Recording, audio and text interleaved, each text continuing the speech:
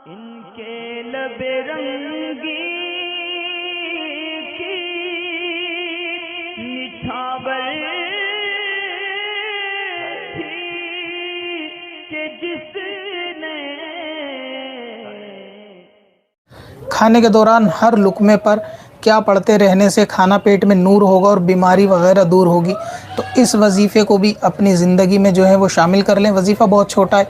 जब भी खाना खाने बैठें दस्तरखान पे, आप भी, घर की ख़वातीन भी, बच्चे भी, तो हर लुक़मे पर जैसे ही लुक़मा मुँह में जाए, या वाजिदू या वाजिदू या वाजिदू का विर्द रखें। और ऐसा भी ज़रूरी नहीं कि हर लुक़मे ही पर पढ़ना है। मसलन ये ज़्यादातर लुक़मे में अगर पढ़ लिया जाएगा तो इंशाअल्लाह ताला बीमारी से महफूज रहेंगे और वो खाना जल्द हज़म होने वाला होगा और वो पेट में जो है वो नूर बनेगा। तो दस्तरखान पे बैठकर बीच में थोड़ा बुलंद आवाज़ से भी पढ़ना चाहिए ताकि साथ बैठे लोगों को भी ताकीद हो, उनको पता चल जाए।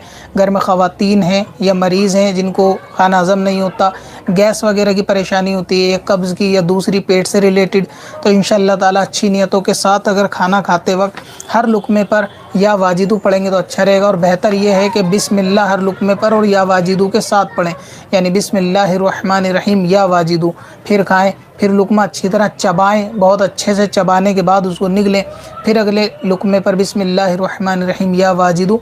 ये हल्की आवाज़ में दिली दिल में कि आप सिर्फ सुन सकें, आहिस्ता पढ़ें, तो इंशाअल्लाह ताला वो खाना आपके पेट में नूर होगा और बीमारियों से भी अल्लाह ताला आपकी हिफाजत फरमाएगा। घर में तमाम लोग, ख़वातीन, बच्चे, बहुत छोटा अमल है और इसको लिए कोई वक्त की पाबंदी भी नहीं है, सिर्फ खाने का वक्त है। खाएं तो या वाजिदू पढ़कर खाएं, इंशाअल्लाह ताला फ़ायदा होगा। पत्थर में असल लाले पुरनवार